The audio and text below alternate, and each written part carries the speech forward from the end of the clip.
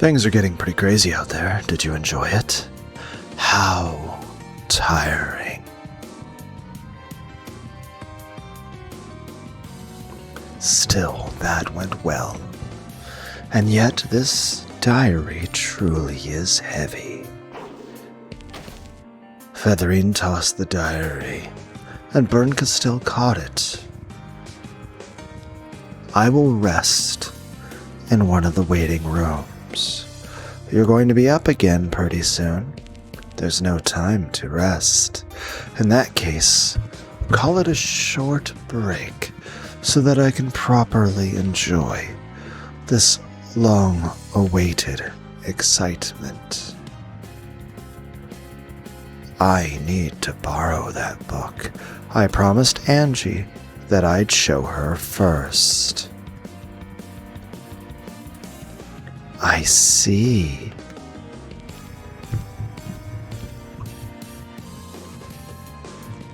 In that case, do as you please. Featherine left, followed by her cat, Attendance. After watching her until she was out of sight, Berncastel disappeared as well.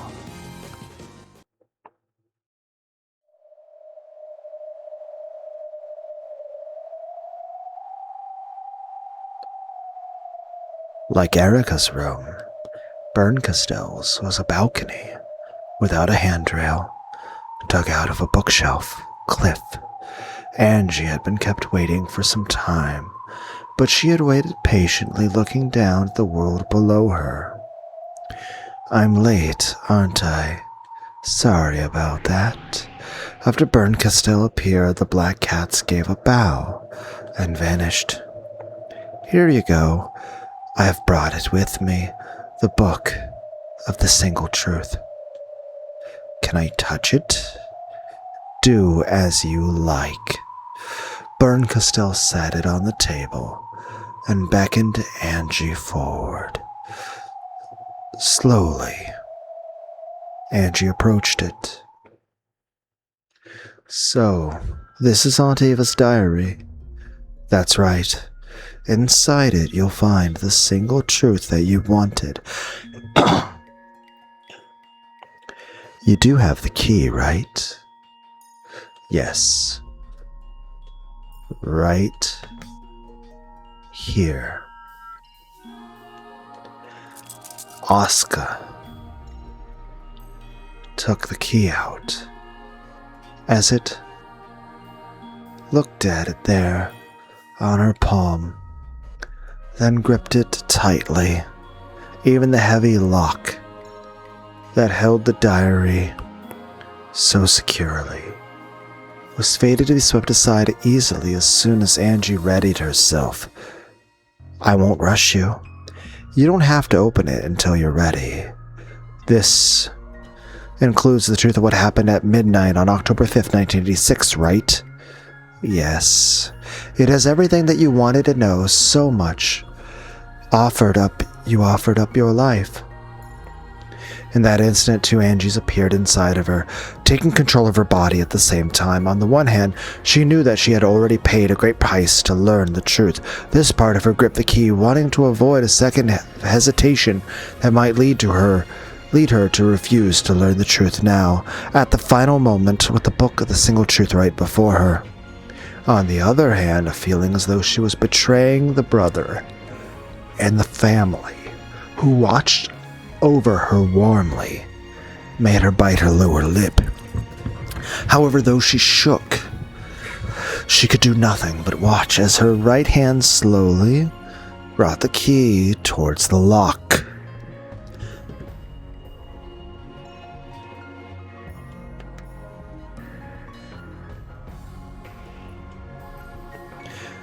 What am I hesitating for? Inside this diary is the final destination of my sad, painful, 12-year-long journey. Wasn't 12 years enough? Do I want to keep living that way?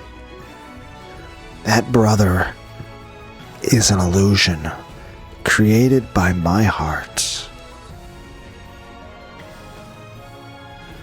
I still say Kairi there looks like Ivy from Soul Calibur 2, also like Kaoru Nagisa from Evangelion. My naive hope that a miracle might still occur. If I put my two options on a scale, then the path I should choose is clear. Slowly I pushed the key into the lock and twisted. The lock opened with a click, and at the same time I felt as though a crack ran through the key in my hands. Maybe a part of that intricate design had fallen off. I couldn't tell where it was broken, just by glancing at it. However, for some reason its golden glint seemed dulled somehow. It's because you've made your choice with that key. A bit of magic has disappeared. What kind of magic? Didn't Battler tell you? He said you couldn't hand that over to anyone else. That magic which left the decision to you has just fulfilled its role and disappeared. That key is just a key now. It can't do anything but lock and unlock that diary. I see.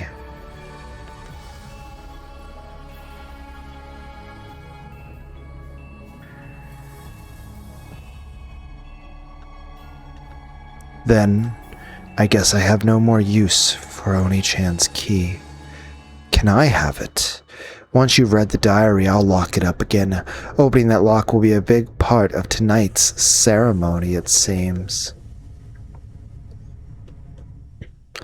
I see.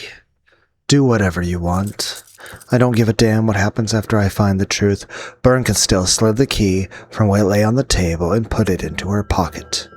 Go ahead then, before the courage that led you here fades. I lifted Aunt Ava's now unlocked diary. The lock was unset. Even the hinge had been released by now. Nothing stands in the way of me opening to the pages within. I thought of taking a deep breath, however I decided against it. I prepared myself for this long ago. It'd be stupid to fuel my reluctance further. I opened it, violently, ruthlessly. I knew that this was the right way to open to the pages that held the truth. As soon as the cover was open, a brilliant light poured out, and my mind went hazy.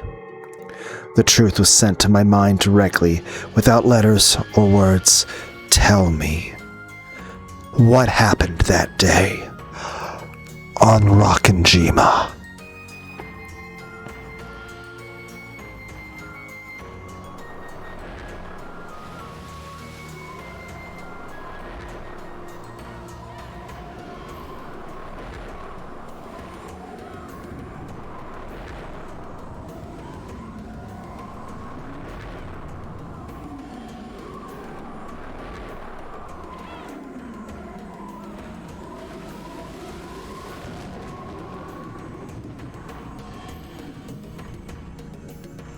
My consciousness returned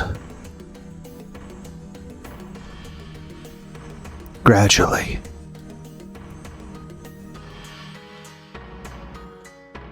Nothing was written in the open book before me, of course. This was my own blank and empty notebook. I was at school, just sitting idly, with my notebook open. The world had stopped. The hands on the clock had stopped too. In that case, the auditorium should have been filled with silence. However, I could hear a small commotion.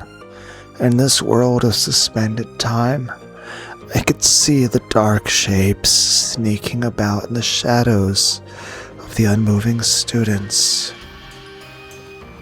They were students with goat heads. They were sneaking glances at me from behind the frozen students, whispering something to each other. I know. I can hear them. Everybody knows. One after another, students with goat heads grew out of the shadows all over the room. They slipped around. All the students stopped in time and gathered around me. Then they all jeered out something in unison, and as if they knew I could hear, showered me with giggles and gossip and sneers. However, nothing that came from the goats' mouths reached my ears as words.